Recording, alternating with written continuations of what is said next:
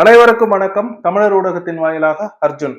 இன்னைக்கு நாம பார்க்க போற காணொலியின் தலைப்பு மாந்தர் குல எதிரி தாவேகா. அந்த கட்சியை பத்தி தான் பேச போறோம். முதல்ல எதற்காக அவர்களை மாந்தர் குல எதிரி அப்படின்னு நான் சொல்றேன்னா, நான் ஏற்கனவே அவங்களை பத்தி சொல்லியிருந்தேன். அந்த தாவேகா அப்படின்ற ஒரு கட்சி வந்து திமுக அதிமுக ரெண்டுத்தையும் சேர்த்தா அதை விட ஒரு ஆபத்தான கட்சி. ரொம்ப முக்கியமாவே அவங்க வந்து ஒரு கல்ட் அப்படின்னு அந்த அந்த சொல்ல வந்து நான் பயன்படுத்தியிருந்தேன். கல்ட் ஃபாலோயிங் அப்படின்னு. கல்ட் அப்படின்னா என்னன்னா, ஒரு தலைவர் இருப்பாரு. அந்த தலைவர் என்ன சொன்னாலும் பின்னாடி செம்மறியாட்டு கூட்டம் மாதிரி ஒரு மந்தை போல அவங்க இருப்பாங்க அந்த மக்கள். தலைவர் வந்து வாங்க நம்ம எல்லாரும் மலையில இருந்து கீழே விழுவோம் அப்படின்னா அந்த மக்கள் ஏன் எதுக்குன்னு கேள்வி கேட்காம கீழே விழுவாங்க.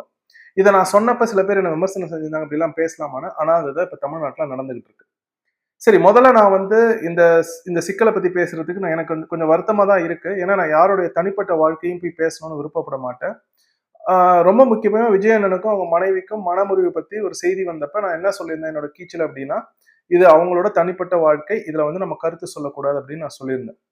ஆனா அதை பற்றி பேசுவதற்கான ஒரு வாய்ப்பை விஜய் அண்ணனுங்களை ஏற்படுத்தி கொடுத்திருக்காங்க. என்னன்னா, தனிப்பட்ட வாழ்க்கை அப்படின்றது ஒரு கணவன் மனைவி இருக்காங்க, மனமுறிவு ஏற்படுது, அவங்க மனமுறிவுக்கு வந்து விண்ணப்பம் செய்யறாங்க அப்படின்றப்ப அதை நம்ம ஏத்துக்கிறோம். ஏன்னா சில நேரங்கள்ல வேற வழி இல்லாம மனமுறிவு நடக்கத்தான் செய்யணும். ஆனா அந்த மனமுறிவு நடக்கிறப்ப அதற்கான மரியாதையை கொடுத்து ரெண்டு பேரும் நடந்துக்கணும் அப்படின்றது ஒரு ஒரு சாதாரண ஒரு மனிதனா தமிழ்நாட்டில் வசிக்கிறப்ப அந்த ஒரு எண்ணம் நமக்கு ஏற்படும். ஆனா அதையெல்லாம் தாண்டி ஒரு மரபை மீறிய ஒரு செயலாக விஜய் அண்ணன் சமீபத்துல ஒரு செயலை செஞ்சாங்க. அப்ப எப்பெல்லாம் மரபு மீறப்படுதோ அதை தமிழ் சமூகம் தமிழினம் தட்டி கேட்கும் அப்படின்னு பரமசிவன் அப்படின்ற பண்பாட்டியல் ஆய்வாளர் தோப்பா அப்படின்னு சொல்றவங்க அடிக்கடி சொல்லுவாங்க. அதுதான் இந்த இடத்துலயும் நடந்திருக்கு.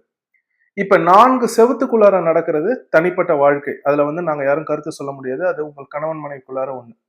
ஆனா ஒரு சமூகமா பார்த்துக்கிட்டு இருக்கிறப்ப, ஒரு கட்சியின் தலைவரா, ஒரு மிகப்பெரிய நடிகரா, பல லட்சக்கணக்கான ரசிகர்கள் இருக்கிறப்ப, நீங்க வந்து உங்க தனிப்பட்ட வாழ்க்கையை கொச்சைப்படுத்துற மாதிரி, அந்த உறவு கணவன் மனைவின்ற அந்த உறவை கொச்சைப்படுத்துற மாதிரி மரபை மீறி ஒரு செயலை செய்யறப்ப அதை வந்து கேள்வி கேட்டே ஆக வேண்டியும். அதனாலதான் இந்த காணொலியை உருவாக்கியிருந்தேன். என்ன அப்படின்னா, சரி இப்ப இப்படி எடுத்துப்போம். மனமுறிவு ஏற்படுது. நீங்க 2 பேரும் என்ன நடந்துச்சுன்னு யாருக்குமே தெரியாது. ஹி செட், ஷி செட் அப்படின்னு ஆங்கிலத்துல சொல்லுவாங்க. அந்த மாதிரி நடந்திருக்கலாம்.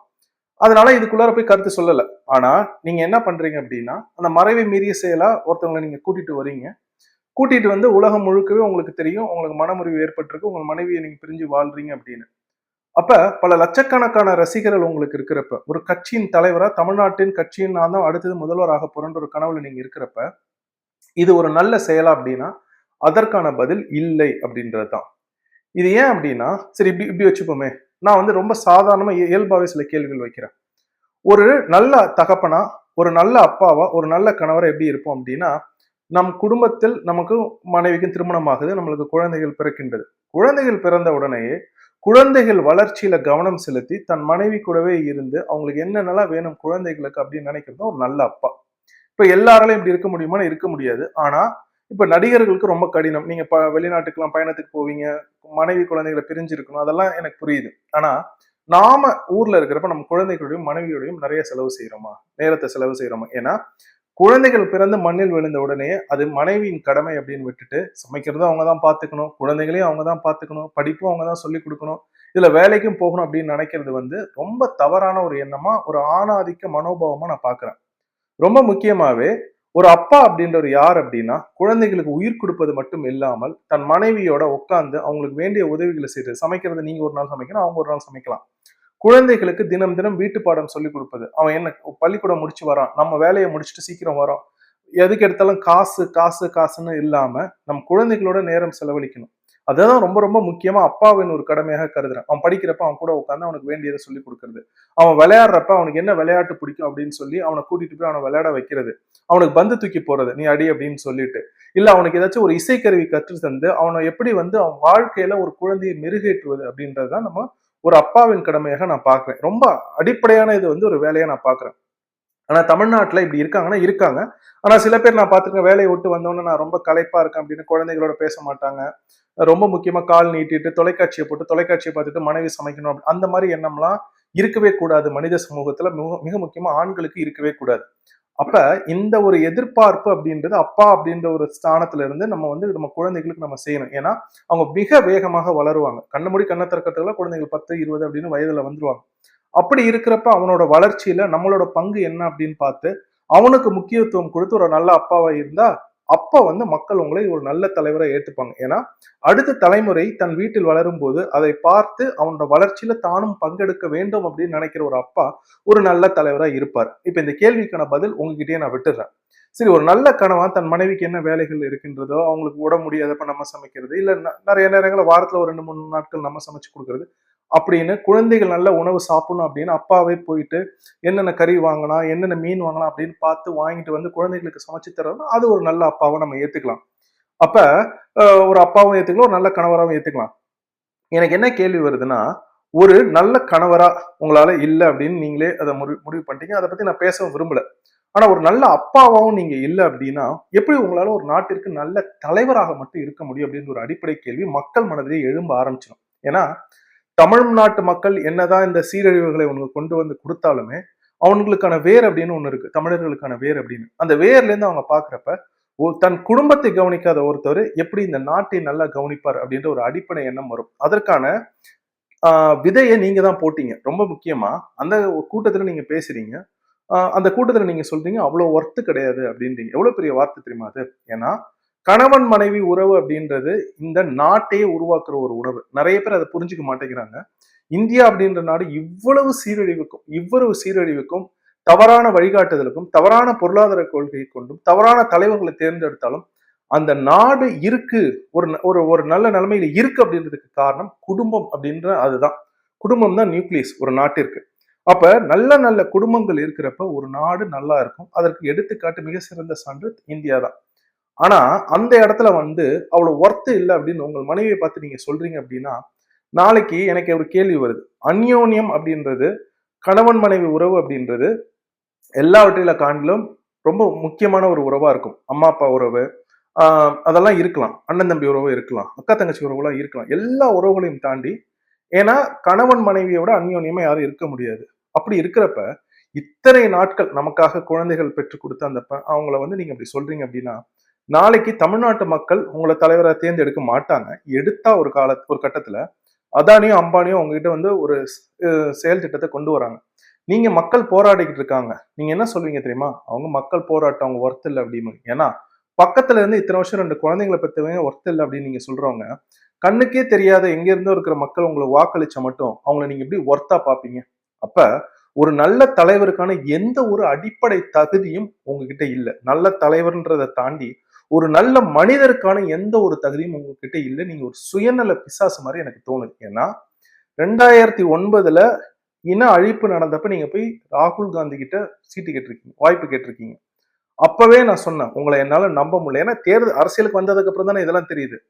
ஆனா நீங்க அந்த இடத்துல மட்டும் நான் ஒரு நல்ல தமிழ் மகன் கிடையாது, நான் ஒரு நல்ல அப்பாவும் கிடையாது, நல்ல கணவரும் கிடையாதுன்னு மக்களுக்கு சொல்றீங்க. இப்படி இருக்கிற உங்களுக்கு எப்படி மக்கள் வாக்கு போடுவான் அப்படின்னு நீங்களே உங்களை சுய பரிசோதனை பண்ணி சொல்லுங்க விஜய் அண்ணன். ஏன்னா உங்க கட்சிக்காரங்க இருக்காங்க. இப்ப இதுல எவ்வளவு ஆபத்தான உங்க கட்சி அப்படின்னு நான் சொன்ன பாருங்க. நீங்க இதை பேசுறீங்க சரிங்களா, நீங்க பண்றது தப்பு அப்படின்னு எல்லாருக்குமே தெரியும். நீங்க பண்றது தப்பு, மரபை மீறிய ஒரு செயலை செய்யறீங்க. நீங்க அவ்வளவு சொல்றீங்க ஒர்த் இல்லைன்னு. ஒர்த் இருந்தா நீங்க அவங்களுக்கு மனமுறிவை கொடுத்துட்டு எவ்வளவு ஒர்த்தோ அதை நீங்க கொடுத்துருப்பீங்க. நீங்க அப்படி இல்லைன்னு சொல்லிட்டு அவங்களுக்கு ஒரு ஒர்த் இருக்கிறதுனால நீங்க அதை கொடுக்க மாட்டீங்க. நீங்க பண்ணிட்டு உங்க இடத்துல வந்து நீங்க சொல்றீங்க, கட்சிக்காரன் என்ன பண்ணிருக்கலாம், சரி அது தனிப்பட்ட வாழ்க்கை அப்படின்னு உட்காந்துருக்கலாம். அதை நீங்க ஒர்த் இல்ல இல்ல அப்படின்னு நீங்க சொன்னோன்னு ஏந்திரிச்சு கை தட்டுறாங்களா? மிக முக்கியமா பெண்கள் கை தட்டுறாங்களா உங்க கட்சியில? ஐயா ராவணா இருக்காங்களே, ராவணா ஏகலைவன் ஐயா இருக்காங்களே, ராவணான்னு ஒரு ஊடகம் நடத்துறாங்க. ஒரு கேள்வி ஒண்ணு கேட்டிருந்தாங்க பொது வெளியில, கீச்சல கேட்டிருந்தாங்கன்னு நினைக்கிறேன். என்ன கேட்டிருந்தாங்கன்னா, இந்த மாதிரி கைத்தட்டுற பெண்கள் நாளைக்கு உங்கள் கணவர் உங்களுக்கு இதை செஞ்சுட்டு உங்கள் குழந்தையும் உங்களையும் நட்டாத்துல விட்டுட்டு இன்னொரு பெண்ணை இழுத்துட்டு போனா நீங்க என்ன பதில் சொல்வீங்கன்னு கேட்டிருந்தாங்க. எதையோ கழட்டி எதையோ அடிச்ச மாதிரி இருந்துச்சு எனக்கு அந்த கேள்வி. ஏன்னா ஒரு சமூகத்துல ஒரு உயர்ந்த இடத்துல இருக்கிற நீங்க கொஞ்சமாச்சும் ஒரு பொறுப்புணர்வோட நடந்துக்கணும். ஏன்னா உங்களை பார்த்து பல லட்சக்கணக்கான பேர் கழுத்தறுப்பட்ட கோழி மாதிரி வரான். அவனுக்கு நீங்க என்ன காமிக்கிறீங்கன்னா, கணவனா மனைவியா இருந்தாலும் பரவாயில்ல, உனக்கு வேற யாரையாச்சும் பிடிச்சிட்டுனா அவங்களை கூட்டிட்டு வந்து திருமணம் இருக்கிற உறவுலேயே நீ இப்படி வந்து பண்ணிக்கலாம் அப்படின்னா நாளைக்கு அவன் உங்களை பார்த்து இதெல்லாம் செய்வானா மாட்டானா? இப்படி செஞ்சா எல்லாரும் செய்ய ஆரம்பிச்சா ஒரு சமூகமா எப்படி தமிழ்நாடும் இந்தியான்ற நாடும் நல்லா இருக்கும்? இதுதான் அடிப்படையான ஒரு கேள்வி. உங்கள் கட்சிக்காரர்களை நான் ஏன் குறை சொல்கின்றேன் என்றால், நீங்க செஞ்சது தவறுன்னு தெரிஞ்சும் கைத்தட்டி எப்படி ஆர்ப்பாட்டம் செஞ்சு அதை மகிழ்ச்சியா இது பண்ற அளவுக்கு அது வந்து ஒரு பெரிய விஷயமே கிடையாது. சொல்ல போனா அதை வந்து வெளியில சொன்னா வெக்கட் கேடு அப்படிம்பாங்க, அந்த மாதிரியான ஒரு விஷயம். அதை நீங்க பண்றீங்க. இப்ப நீங்க மன முறிவு கொடுத்துட்டீங்க, அதுக்கப்புறம் உங்க வாழ்க்கையை தேர்ந்தெடுக்க யாரும் வந்து உங்களை குறை சொல்ல முடியாது. அந்த அந்த வேலையை நாங்க செய்ய போறது இல்லை. ஆனா இப்படி ஒரு மரபை மீறிய செயலை செய்யறப்ப நாங்க இந்த கேள்வியை வைக்கிறோம். அப்ப உங்க கட்சிக்காரங்க அதை கைத்தட்டி ஆர்ப்பாட்டம் பண்ணி ஆரவாரம் செய்யறாங்கன்னா, நாளைக்கு நீங்க ஆட்சிக்கெல்லாம் வந்தீங்கன்னா என்ன பண்ணுவீங்க அப்படின்ற ஒரு அடிப்படை கேள்வி ஒண்ணு எனக்கு வருது. இதுல ரொம்ப முக்கியமா நான் வந்து எங்க அண்ணனுக்கு ஒரு காணொலி ஒண்ணு அனுப்பிச்சிருந்தேன். நீங்களும் அவங்களும் நடந்து எங்கேயோ வந்திருக்கீங்க. அதை பார்த்துட்டு உங்க கட்சியையோ உங்களை விரும்புற ஒரு பெண்ணோ ஒருத்தவங்க ஒரு பதிவு ஒண்ணு போட்டிருந்தாங்க. அந்த பதிவெல்லாம் பார்த்தா உலகத்துல மனிதர்கள் இப்படி எல்லாம் இருக்காங்களா? தமிழ் சமூகம் இவ்வளவுதான் வீழ்ச்சி அடையுமா அப்படின்ற ஒரு கேள்வி எனக்கு வந்துச்சு நேத்து. அந்த பெண்ணோட காணொலியை சீமான் எனக்கு அனுப்பிச்சுட்டு நான் சொன்னேன், அண்ணன் சுடுகாட்டுல 12 மணிக்கு போய் என்ன படுக்க சொன்னா கூட நான் படுத்துருவேன். எனக்கு பயம் கிடையாது அந்த அந்த விஷயத்துலாம். ஏன்னா தெய்வம் மட்டும்தான் இருக்கு அப்படின்னு நான் நம்புறேன். அப்படி இருக்கிற ஒரு இடத்துல இந்த மாதிரி பெண்கள் இப்படி பேசுறாங்களே, இவங்களெல்லாம் நான் எப்படி ஏத்துக்கிறதுன்னு தெரியல. அப்படி இருந்து அவ்வளவு பயமா இருக்க ஒரு சமூகத்தை நினைச்சு எனக்கு. ஏன்னா அந்த பெண் பேசுறது, அவங்க நடந்துக்கிற விதம் இதெல்லாமே ரொம்ப ஆபத்தா தெரியுது. அப்போ உங்க கட்சி நீங்களும் இப்படிதான் இருக்கீங்க, உங்க கட்சிக்காரனுங்களும் இப்படிதான் இருக்காங்க, உங்க கட்சியில தவறு செஞ்சா கை தட்டுறாங்க. இது எல்லாம் பாக்குறப்ப நான் கல்ட்டுன்னு சொன்னது 100% உண்மை அப்படின்னு தான் உங்களை பத்தி எனக்கு தோணுது. ஒரு கல்ட்டுக்கு மக்கள் எப்படி வாக்களிப்பாங்க விஜய் அண்ணன்? இதான் எனக்கு கேள்வி. ஒரு கல்ட்டு கூட்டம் உங்க கட்சியில 2ஆம் கட்ட தலைவர்கள் கூட யாரும் சரி கிடையாது. பெரும்பான்மையானவர்கள் ஊழல் அங்க செஞ்சுட்டு இங்க வந்திருக்கிறவங்க. சும்மா நீங்க உங்களோட புகழ் வெளிச்சத்தை வச்சுட்டு அவருக்கு வந்து வாக்கு விழும் அப்படின்னு வந்திருக்காங்க. மக்கள் வந்து அவ்வளவு முட்டாளாயிட்டாங்களா? தமிழ்நாட்டு மக்கள் அவ்வளவு முட்டாளாயிட்டாங்களா உங்களுக்கு வாக்கு போடுறதுக்கு அப்படின்ற ஒரு கேள்வி எனக்கு வருது. இதுல ரொம்ப முக்கியமா எனக்கு என்ன அப்படின்னா, அதாவது சரி இப்ப உங்களோட வாழ்க்கையெல்லாம் தனிப்பட்ட இதெல்லாம் வச்சிருவோம். ஏன்னா அது உங்க பையன் ஒருத்தன் இருக்கான், அவனுக்கு என்ன தம்பிக்கு, அந்த தம்பிக்கு 20 22 வயசு இருக்குமா, சரி 25 வயசு ஆகட்டும், அவனுக்கு எவ்வளவு மனசு கஷ்டமா இருக்கும். அப்புறம் ஒரு பொண்ணு இருக்கா, நீங்க அதையெல்லாம் சிந்திச்சு பாத்தீங்களா? அப்படி பேசுறப்ப அவங்க குழந்தைகள் எவ்வளவு மனசு கஷ்டப்படும். நம்ம ரத்தம் தானே அவங்க, வேற யாரோட ரத்தமே கிடையாது, நம்ம ரத்தத்தையே நம்ம இப்படி பேசுறோமே அப்படின்னு நீங்க அதெல்லாம் நினைச்சு பாத்தீங்களா? உலகத்துல இதுல தேடி பாத்தீங்கன்னு வச்சுக்கோங்களேன், இந்த மாதிரி தவறான முடிவெடுத்து நிறைய பேர் மாட்டிருக்காங்க, மிகப்பெரிய நடிகர்கள்லாம், பேர்லாம் நான் சொல்ல விரும்பல. பார்த்து கவனமா இருந்துங்க. சரி, இப்ப உங்க அரசியலுக்கு வருவோம். அரசியலுக்கு வரப்ப எனக்கு ஒரு கேள்வி வருது. என்னன்னா, திமுக 1000 பெண்களுக்கு, அதிமுக 2000 எடப்பாடி அவர்கள், நீங்க 2500. இந்த ஒரு திரைப்படம் வரும், நம்ம பாண்டியராஜனும் நம்ம ஐயா பைல்வான் ரங்கநாதனும் நடிச்ச ஒரு திரைப்படம். அந்த திரைப்படத்துல வரிசையா உட்கார வச்சுட்டு 5000 10000 15000 பிம்பிலிக்கி பிலாங்கி அப்படின்னு பைத்தியக்கார கூட்டங்களை வச்சு அவனுங்க வந்து அந்த இதை பண்ணுவாரு பாண்டியராஜன் அண்ணன் ஐயா பண்ணுவாங்க. அந்த மாதிரி 1000 திமுக, 2000 எடப்பாடி, எடப்பாடி ஐயா, 2500 நீங்க. இது ஒரு அரசியலா? இது ஒரு அரசியலா? உலகத்துல இந்த மாதிரி கேடுகட்ட அரசியல் எங்கேயாச்சும் நீங்க பாத்திருக்கீங்களா? எனக்கு அப்படியே தலையை பிச்சுக்கலாம் போல இருக்கும் உங்களெல்லாம் நினைச்சு. உலகத்துல எங்கேயோ ஒரு ஓரத்துல உட்கார்ந்துருந்தாலும் அந்த அந்த ஒரு இனம், தமிழ் இனம் அப்படின்றது அது எவ்வளவு பெருமைக்குரிய ஒரு இனம். உலகத்துல ஒரு சிவிலைசேஷனே, நம்ம உலகத்துல போய் சிவிலைசேஷன் கற்றுக் கொடுத்தோம். மற்ற எல்லா நாடுகளும் கலை, பண்பாடு, நாகரிகம், கலாச்சாரம், நாடை எப்படி கட்டுவது அப்படின்னு நம்ம கற்றுக் கொடுத்தோம். அந்த மக்களுக்கு தெய்வத்தை எப்படி உணர்வது அப்படின்னு கற்றுக் கொடுத்தோம். 1000 2000 2500 பெண்களுக்கு கொடுத்து வாக்க வாங்கலான்ற ஒரு எண்ணம் வருது. இது எவ்வளவு ஒரு சீர்கேட்டான ஒரு சமூகத்தை நோக்கி எழுத்துட்டு போறது. இதுல 60,000 கோடி தமிழ்நாடு அரசு ஒவ்வொரு வருடம் வட்டி மட்டும் கட்டுறாங்க. 10 லட்சம் கோடி யார்கிட்ட கடன் வாங்கினான்னு தெரியல. இவங்க இந்த அயோக்கிய பசங்க திமுக வந்து கடைசியா ஒரு 5 வருஷத்துல 5 லட்சம் கோடிக்கு வாங்கி வெறும் வட்டி மட்டும் 60,000 கோடி கட்டுறாங்க. இந்த 60,000 கோடி கடன் வந்து நம்மளோட கல்விக்கு நம்ம எவ்வளவு ஒதுக்குறோம்? 48,000 கோடி நம்ம ஒதுக்குறோம், அதை விட அதிகம். அப்ப இந்த கடனை வாங்காம நாம வந்து கல்விக்கு இன்னும் முக்கியத்துவம் முதலீடு பண்ணி, சுகாதாரத்துக்கு முதலீடு பண்ணி, ஒரு நாட்டின் உட்கட்டமைப்புக்கு முதலீடு பண்ணி இந்த மாதிரி பண்ணோம்னா அந்த நாடு வளரும். அதை விட்டுட்டு இப்படி வந்து அநியாயம் பண்ணி 1000 2000 2500 ஒரு கேடுகட்ட சீர்கெட்ட ஒரு ஆட்சியை நீங்க எல்லாரும் கொடுக்குறீங்க. நீங்க எல்லாரும் உங்களோட அடையாளமாக வைப்பது ஈவே ராமசாமி. அப்ப பாத்துங்க, ஒரு கட்சியாவே நீங்க அவ்வளவு தவறுகள் பண்றீங்க. சரி, இதை விடுங்க. ஒரு குரோனி கேபிட்டலிஸ்ட் அதானி, அதானி வந்து ஒரு குரோனி கேபிட்டலிஸ்ட்.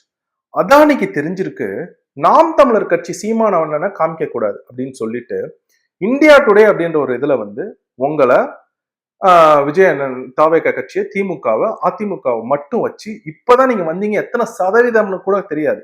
ஆனா 8.2 இடைத்தேர்தல 17%, கடைசியா நடந்த தேர்தல்ல 17% எங்களோட வாக்கு சதவீதம். இப்ப தேர்தல் ஆரம்பிக்கிறதுக்கு முன்னாடி தேர்தல் அது அதிகமாகும்.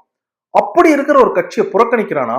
ஒரு குரோனிக் கேபிட்டலிஸ்டான அதானிக்கு தெரிஞ்சிருக்கு நீங்க 3 பேரும் தமிழ்நாட்டை ஆட்சி செஞ்சா பரவாயில்ல, நாங்க நாட்டை சுரண்டிடுவோம். ஆனா நாம் தமிழர் கட்சி தமிழ் தேசிய கொள்கையோட வரக்கூடாதுன்னு அந்த குரோனி கேபிட்டல்ஸ் அதானிக்கு தெரிஞ்சிருக்கு. இப்ப இதுல என்ன கேள்வினா, அப்ப நீங்க 3 பேரும் ஒண்ணுன்னு அவர் சொல்றாருன்னா, எதற்காக மக்கள் உங்கள் 3 கட்சிக்கும் தனித்தனியாக வாக்களிக்க வேண்டும்? அப்ப உங்க 3 பேரையும் எதிர்த்து ஒத்தையா புலி போல அண்ணன் சீமான் மட்டும் தான் நிக்கிறாங்க. அப்ப அண்ணன் சீமான் தானே உங்களுக்கு எல்லாருக்கும் எதிராக மாற்றாக நிக்கிறாங்க. அப்ப எப்படி நீங்க போயிட்டு திமுக தவிர அதிமுக தவறுன்னு சொல்லி வாக்கு கேட்பீங்க அப்படின்ற இன்னொரு கேள்வியும் எனக்கு ஒண்ணு வருது. இப்ப இது இல்லாம நாங்க வந்த எரிபொருள், அதாவது இந்த கேஸ் சிலிண்டர் எல்லாம் கொடுப்போம். நீங்க உங்க கட்சியை சேர்ந்த பெண்ணே சொல்றாங்க 15,000 ஒரு குடும்பத்துக்கு எப்படிங்க அவர் செலவு பண்ணுவாருன்னு. அப்ப கணக்கு பாக்குறது கிடையாது. ஒரு நிதிநிலை அறிக்கை எப்படி தாக்கல் பண்றதுன்னு தெரியாது. நிதிநிலை அறிக்கையில என்னென்னலாம் நம்ம செய்ய முடியும் செய்ய முடியாதுன்னு தெரியாது. சும்மா வாயில வர்றது குருட்டாம்போக்குல அடிச்சுட்டு போயிட்டு நான் எனக்கு வாக்கு போடுங்க அப்படின்னு உங்கள் புகழ் வெளிச்சத்தை பத்தி நீங்க பண்றீங்க அப்படின்னா நீங்க கட்சியா இல்ல கல்ட்டா அப்படின்ற ஒரு கேள்வியை நீங்களே உங்களுக்குள்ள சுய பரிசோதனை செஞ்சு தெரிஞ்சுங்க. இப்ப தாவேக்கா அப்படின்ற கட்சியை நான் எப்படி பாக்குறேன்னா, திராவிடத்தின் ஒட்டுமொத்த தோல்வியாக தான் நான் தாவேக்காவை பாக்குறேன். ஏன்னா தமிழ் சமூகத்தை அவர்கள் எவ்வளவு சீரழிச்சிருக்காங்க அப்படின்னா அது உங்க கட்சியை பார்த்தாலே தெரிஞ்சுக்க முடியும். ஏன்னா திராவிடம் திராவிடம் திராவிடம் அப்படின்னு சொல்லிட்டு எங்க பார்த்தாலும் கழுத்தறுக்கப்பட்ட கோழிகள் போல உங்க ஆளுங்க ஓடுறாங்க. உங்களாலையும் கட்சியை கட்டுப்படுத்த முடியல, அவங்களும் கட்சிக்கு கட்டுப்பட மாட்டேங்கிறாங்க. இவங்க நாளைக்கு ஆட்சிக்கு நீங்க என்ன செய்ய போறீங்க அப்படின்ற ஒரு கேள்வி வருதா இல்லையா? உண்மையா சொல்ல போனோம் அப்படின்னா உங்க கட்சிக்கு மறுவாழ்வு மையம் எப்படி போதையில சிக்கினா அவங்கள மறுவாழ்வு மையம் வைக்கிறோமோ அந்த மாதிரி உங்க கட்சியில இருக்கிற சில ரசிகர்கள், பல ரசிகர்கள் அப்படிதான் இருக்காங்க. அந்த முக்காவாசி பேரையும் கூட்டிட்டு போயிட்டு மறுவாழ்வு மையத்துல வச்சு அவங்களெல்லாம் குணப்படுத்தி தான் திரும்ப சமூகத்துக்குள்ளாரே விடணும். ஏன்னா ரொம்ப மோசமா கடிச்சு வச்சிருவானுங்க போல இருக்கும் உங்க கட்சிக்காரங்க எல்லாருமே சேர்ந்து.